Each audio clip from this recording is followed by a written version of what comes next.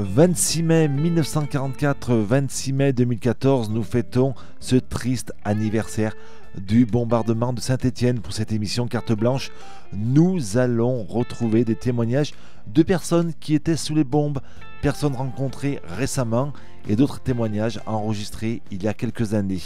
Dans quelle situation se trouvait la ville de Saint-Étienne en 1944? Quelques éléments de réponse avec Corinne Porte, qui est l'ancienne conservatrice des archives municipales de Saint-Étienne. Saint-Étienne en 1944 était occupée pour la seconde fois par les Allemands depuis novembre 1942, puisqu'avant cette date, la ville était en ce qu'on appelle la zone libre. Donc depuis novembre 1942, la ville est à nouveau occupée. Le contingent allemand n'est pas très important, hein. Il y a environ 200 soldats qui sont là, mais par contre, à l'occasion de cette deuxième occupation, la Gestapo s'est installée et l'Abwehr. Donc c'est une occupation beaucoup plus brutale, puisque les objectifs de cette deuxième occupation, c'est quand même de pourchasser, bien entendu, les résistants, qui sont quand même largement organisés à partir de cette date-là. Il y a une résistance active en 1944, et puis bien entendu de mettre en pratique la solution finale décidée par Hitler, c'est-à-dire de pourchasser les Juifs et de les déporter dans les camps. D'ailleurs, ce 26 mai 1944, le matin vers 8h, 8h30, un train composé de juifs qui avaient été arrêtés et de résistants est parti. Les résistants pour Compiègne et les juifs pour Drancy et ensuite la destination Auschwitz. C'est une ville aussi qui a des difficultés de vie, bien entendu, même si c'est un complexe militaro-industriel où les industries fonctionnent quasiment à plein régime sous la responsabilité des autorités allemandes. Il y a des secteurs d'activité en difficulté comme la rubannerie par exemple. Donc le chômage partiel se développe, les prix ont augmenté de façon exponentielle, le rationnement aidant, la population est mal nourrie, donc la malnutrition se développe, les logements étant largement insalubres, il est très difficile à la population stéphanoise de vivre. Et il est clair qu'en ce mois de mai 1944, elle entend avec beaucoup d'impatience la libération de la ville. Le vendredi 26 mai 1944, c'est une belle et chaude journée de printemps qui se profile à l'horizon. Louis Thévenot, Aimé Boyer, Colette Canty, Marc Moranvilliers, Eugène Chilot et André Rossignol nous expliquent ce qu'ils faisaient juste avant que les sirènes de la ville retentissent. Avant le bombardement, j'étais dans un camp un peu spécial parce que j'étais déjà dans la résistance, mais j'étais planqué pendant quelques jours chez ma mère. J'avais 7 ans à ce moment-là, en 1944. Donc mon père était prisonnier en Allemagne pendant 5 ans. Il rentrait l'année d'après, il est rentré au mois de juin 1945. Donc j'étais avec mon frère, moi j'avais 7 ans, mon frère en avait 5. Et on était donc tous les 3 avec ma mère au 44 de la rue Néron. Alors à l'époque, oui, j'étais donc toute jeune fonctionnaire et véritablement là j'étais dans les caves de la préfecture. Je n'ai compris ce qui se passait à Tardy que lors d'un coup de téléphone d'un commissaire de police. À ce moment-là, je n'ai pas réalisé l'ampleur de la catastrophe. Eh bien, le jour du bombardement, j'étais avec des camarades, j'étais élève à Val-Benoît et nous n'avions pas été en cours, nous étions restés dans un café. Il se situait à l'angle des rues de la Badouillère, rue Fougerolles, en face ce qui était à l'époque le pavillon d'urgence. J'étais à la maison parce qu'à cette époque, pour éviter qu'il y ait trop de gosses dans les écoles, où on coupait les classes en deux, où un jour sans, un jour avec, et moi ce jour-là, j'avais pas classe. J'habitais 11 rue Augustin-Thierry. La rue Augustin-Thierry, c'est le boulevard de Ceinture qui passe le long du viaduc à Carnot, et donc la maison était à l'angle de la rue Boisson, et mon appartement était au 3e, plus près possible de la voie ferrée. Oh, mais c'était vraiment très très près.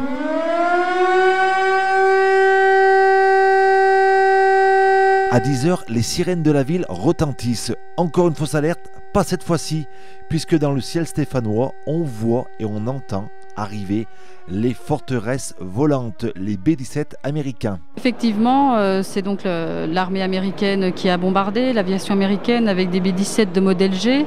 Ces B-17 avaient décollé de la base de Foggia en Italie du Sud vers 6 heures, avaient traversé la mer, survolé les Alpes. Et ensuite, en passant au-dessus du Rhône et vers Givors, sont arrivés à Saint-Étienne. Donc 10 heures, les sirènes retentissent.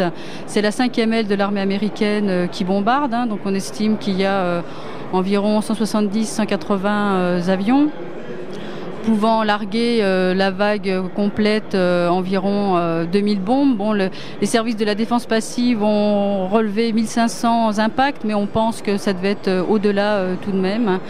Et donc l'objectif était donc les nœuds ferroviaires, comme on a dit, donc la gare de triage de Saint-Étienne, les voies allant vers Lyon, Roanne, et puis la voie secondaire vers le Puy a également été bombardée. Mais comme on dit aujourd'hui, il y a eu de nombreux dégâts collatéraux. Une fois que la première vague est passée, la poussière était telle qu'on peut imaginer que la deuxième et troisième vague ont eu beaucoup de difficultés à cibler les objectifs de bombardement, ce qui explique que de nombreux quartiers, et notamment des écoles, ont été touchés à l'occasion de ce bombardement.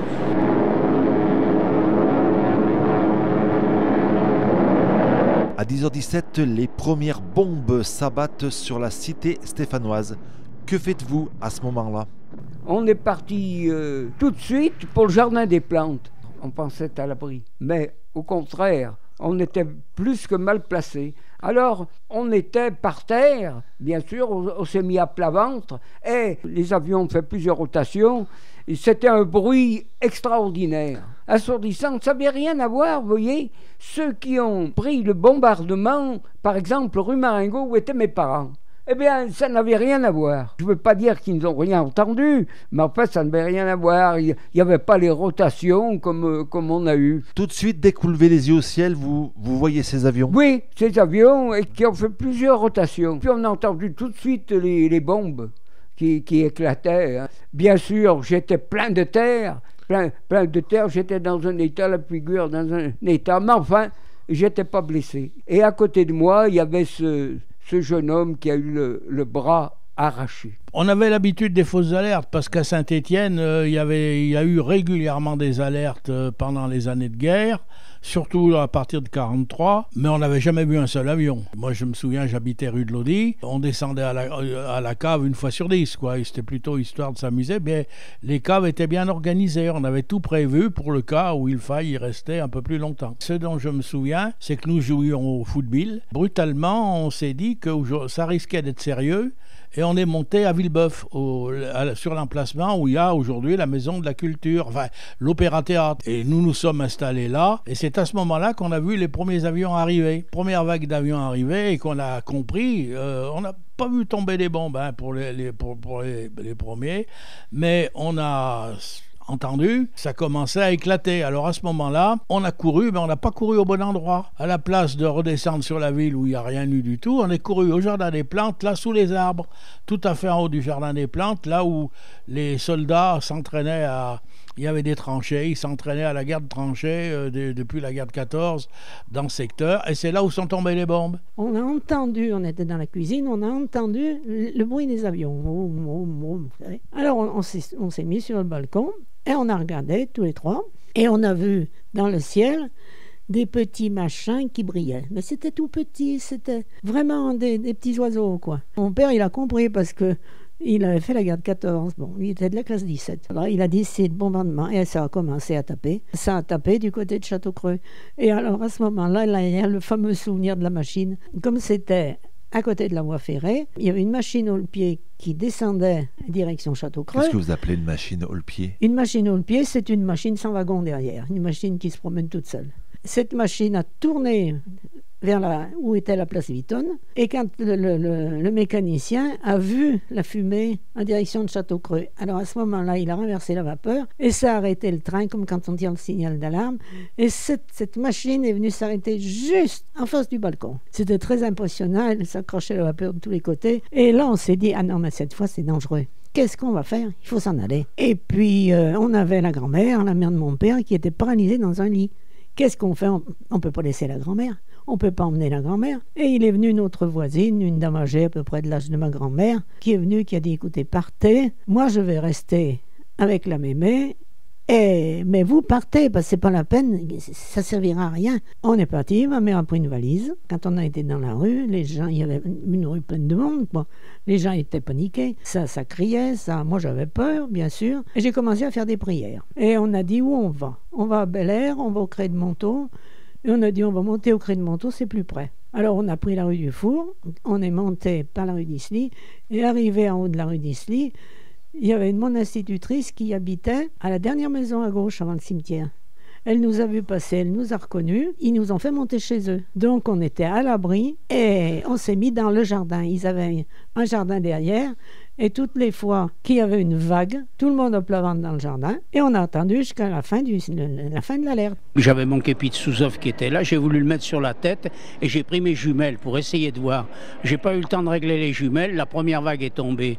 Et j'ai été blessé d'ailleurs à la première vague. C'était pas une blessure par éclatement, c'était tout simplement un pavé qui provenait de la rue du Soleil, qui était passé par-dessus les maisons et qui m'avait défoncé l'épaule, qui m'avait déboîté totalement l'épaule et écrasé l'épaule. Et puis en plus de ça, un autre pavé étant tombé sur mon képi m'avait décollé les 2 oreilles. J'ai pas attendu évidemment la deuxième vague. J'avais une frousse terrible, je me suis précipité, il y avait le vélo de ma mère dans la cour. J'ai pris le vélo de ma mère et je suis parti très rapidement, essayant de gagner côté Talaudière, puisque du Soleil on peut rejoindre à côté du cimetière la route de la Talaudière. Et là la deuxième vague m'a pris au cimetière du Soleil. C'était l'apocalypse d'ailleurs, parce que des tombes qui étaient ouvertes, d'autres qui étaient couvertes. Je suis resté enfoncé entre deux tombes et quand la vague a eu passé, j'ai repris le fameux vélo qui n'était pas mal et je suis descendu sur la Talaudière. Et j'ai eu la chance à la Talaudière de rencontrer un de mes amis qui était un médecin militaire et qui m'a reconnu, qui a regardé ce que j'avais.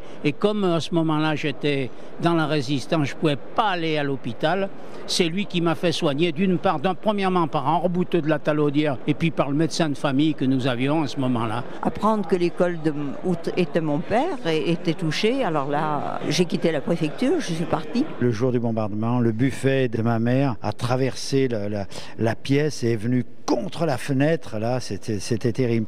Et puis ma mère nous a emmenés en vélo à Sur-Île-Comtal chez des parents qu'on avait là-bas qui étaient agriculteurs. J'avais un oncle, donc le frère de ma mère, qui travaillait au chemin de fer à la gare de Château-Creux et qui avait été réquisitionné pour sortir tous les morts qu'il y avait sous les décombres, etc.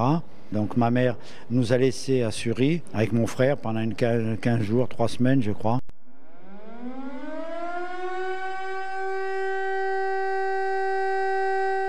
À 10h35, le bombardement est terminé et peu avant 11h, les sirènes de la ville vont de nouveau retentir pour annoncer la fin de l'alerte. Oui, les sirènes vont retentir peu avant 11h et là, c'est l'horreur.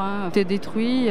La gare, bien entendu, les voies ferrées, les industries, les usines Barouin, par exemple, ont beaucoup souffert. La manufacture d'armes, très peu, même s'il y a une quinzaine de bombes qui est tombée. Mais alors, des quartiers très importants ont souffert. On retient notamment Tardy et son école qui a été touchée avec le décès de 24 élèves et 7 maîtres. L'église de Saint-François, le dôme s'écroule, bien entendu. Les personnes qui étaient dans l'église s'étaient réfugiées dans la crypte. Alors ceux qui étaient le long des murs de la crypte n'ont pas été touchés. Ceux qui étaient au centre de la crypte, avec le fondrement du toit, a effondré le sol de l'église et ont été écrasés sous les amas de pierres et de gravats. Le quartier du Soleil a été touché, la rue de la Monta, le quartier de Château-Creux. Il y a eu environ 800 bâtiments qui ont été atteints, 250 complètement détruits, les gens courant dans tous les sens. Et en plus, il faut se rappeler, il faisait vraiment très très chaud ce jour-là, ce 26 mai 44. Donc tout de suite, avec les difficultés, le manque d'eau, la chaleur, les corps éparpillés qu'il faut se dépêcher de ramasser pour éviter les développements des épidémies. Je pense que les Stéphanois, mais fidèles à leur solidarité, puisqu'on voit bien dans les rapports officiels que la solidarité s'est manifestée tout de suite autour des familles qui ont été touchées, fait que la ville prend en charge et s'organise rationnellement, rapidement pour mettre fin à ce carnage. J'ai vu beaucoup de morts le peu de temps que j'ai circulé avec le vélo, j'ai vu énormément de gens tués sur le bord de la route. Nous sommes partis avec ma sœur, nous avons remonté la rue Beaubrun et puis lorsque nous sommes arrivés donc vers l'école, on a vu des murs effondrés, des toits, oui, enfin des immeubles effondrés. Et là, vous cherchez votre père? Les cadavres avaient déjà été évacués. Nous attendions et puis il a fallu donc qu'un agent de police vienne vers moi et puis me dise ayez du courage. Et puis il m'a remis les papiers de mon père, il m'a remis sa montre, il m'a remis son alliance, sa chevalière, etc. Et puis c'est de là que nous sommes allés au Veldiv, qui est maintenant un bâtiment universitaire. Je pensais être tué, hein, et je pensais qu'il m'en était sorti, que j'avais de la chance, et j'avais qu'un désir, bien sûr, c'est d'aller voir mes parents, ma sœur. Et mes parents ne pensaient pas que j'étais en danger là-bas. J'étais membre des équipes d'urgence de la Croix-Rouge. J'ai rejoint le lieu de rendez-vous, puisque manifestement, et on avait aperçu, en particulier sur Saint-François, sur la gare, en particulier l'immeuble qui est situé en haut de la rue Ferdinand de l'avenue Gruner, on avait vu que il y avait manifestement des dégâts. J'ai rejoint les équipes. J'ai été d'abord envoyé au Soleil pour déblayer un immeuble et puis après dirigé sur les bains-douches du Soleil où il y avait une morgue qui avait été installée pour recueillir les corps. On avait reçu quelques cercueils, on les mettait là et on les préparait pour que les familles viennent les reconnaître. Alors le lendemain, je suis retourné sur les lieux. On nous avait demandé, on nous a redonné un sac de pommes de terre et avec un camarade, on est allé au Jardin des Plantes pour essayer de récupérer ce qu'il pouvait y avoir de débris humains. Et puis alors là, quand ça a été fini, on a regardé, on a vu ça fumer un peu de tous les côtés. On a réussi à voir que notre maison, elle était toujours debout, parce qu'on s'est dit, ils ont dû taper sur le viaduc. Non, la maison était toujours là, avec la mémé dedans. Et on est redescendu. Et en bas de la rue du Four, je me souviens, il y avait des camions qui descendaient. J'en ai vu, il me semble, 2. Mais je me rappelle bien du premier, qui descendait de Bel-Air. Et il y avait des gens dedans. Je ne sais pas s'il y avait des morts, mais ce qui est sûr, c'est que moi, je me souviens de gens qui étaient ensanglantés. Donc, ils avaient reçu des bombes à Bel-Air, des bombes qui étaient destinées à la Manu et aux usines de la Chaléassière, qui s'étaient égarées là-haut à Bel-Air. Tout de suite, vous avez su que c'était les Américains qui avaient bombardé? C'est-à-dire qu'on savait, parce que même que j'étais petite, on était au courant, hein, et on en parlait chez nous librement, on écoutait Radio Londres, et puis par l'expérience, hélas, des autres endroits, que dans la journée, c'était les Américains qui bombardaient et les Anglais la nuit. Amis, entends-tu le vol noir des corbeaux sur nos plaines? Amis, entends-tu le chant lourd du pays qu'on enchaîne? Oh, et partisans, ouvriers et paysans, à vos armes. Ce soir, l'ennemi connaîtra le prix du sang et des larmes. Montez de la mine, descendez des collines, camarades. Sortez de la paille, les fusils, la mitraille, les grenades. Oh, et les tueurs, à la balle ou au couteau, tirez vite. Oh, et saboteur, attention à ton fardeau, dynamite. C'est nous qui brisons les barreaux des prisons pour nos frères. La haine à nos trousses et la faim qui nous pousse la misère. Il y a des pays où les gens au creux du lit font des rêves.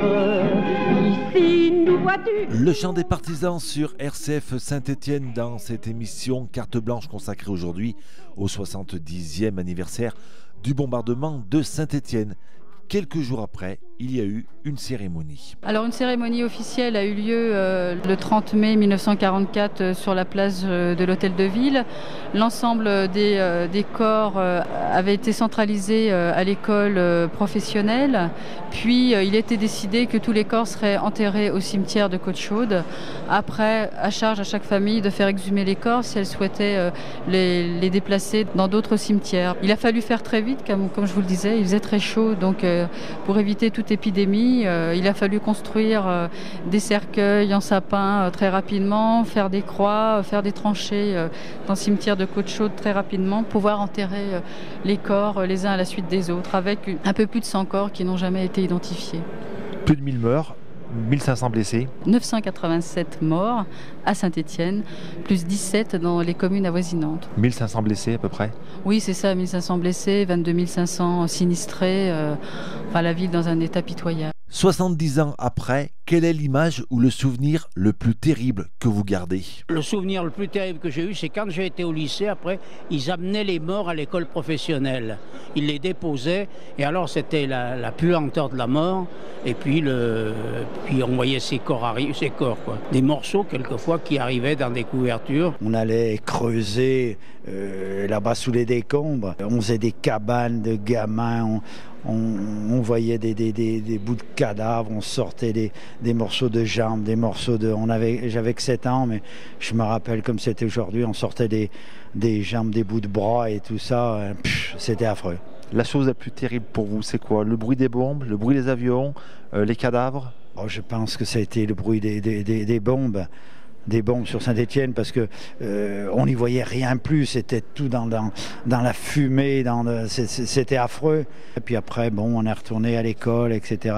C'était le temps de la guerre, où à l'école on nous soignait, on nous donnait du lait. Mes parents étaient très calmes, c'est pas eux qui m'ont fait peur, mais quand on s'est trouvé dans la rue, qu'on a vu des gens qui couraient, qui hurlaient, alors là j'ai eu peur. Pas tellement le bombardement, c'est l'ambiance générale. Et puis maintenant, c'est les souvenirs. Mais là, c'est un jour qu'on ne peut pas oublier. C'est vrai qu'il y a eu des bombardements, des villes entières qui ont été saccagées. Mais c'est notre bombardement, il y a quand même eu autour de 1000 morts. On y pense toujours, mais enfin, évidemment, le souvenir, ça s'estompe. Mais on y pense toujours. On fête le 70e anniversaire aujourd'hui de ce bombardement, c'est un triste anniversaire. Qu'est-ce qui reste aujourd'hui de ce bombardement?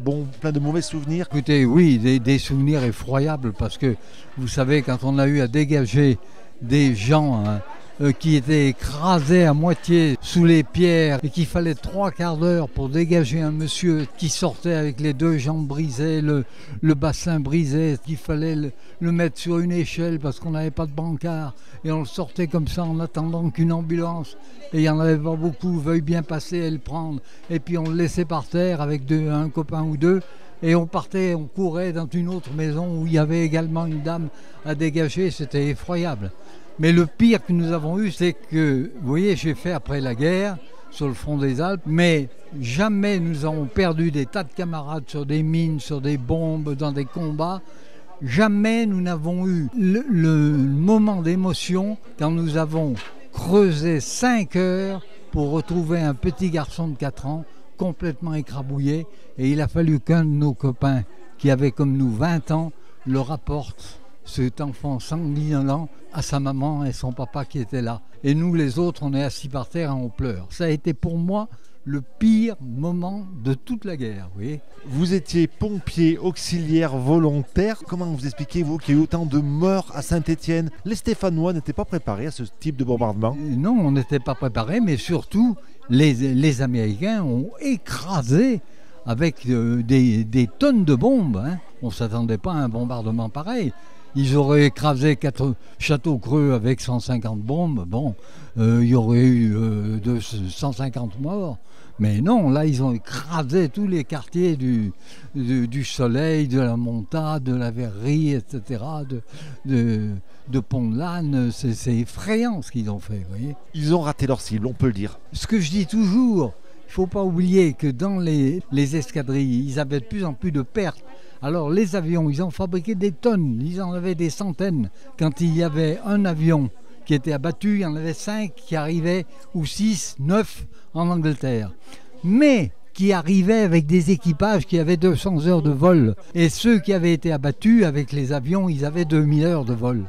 Alors quand ils ont bombardé Saint-Étienne, les 2 premières escadrilles avaient des pilotes de 2000 heures de vol. Ils ont mis pile sur Château-Creux, ils ont écrasé la réserve des machines. Ça a été formidable. Mais après, la fumée noire s'est élevée. Il y a eu une usine de charbon qui a pris feu. Le vent a soufflé, a poussé cette fumée noire sur le soleil. Et les suivants, eux, avaient mission de bombarder sur les fumées. Ils ne cherchaient plus les objectifs, ils bombardaient sur la fumée. Et c'est pour ça qu'ils ont écrasé ces quartiers-là qui étaient en dehors du secteur normalement bombardé.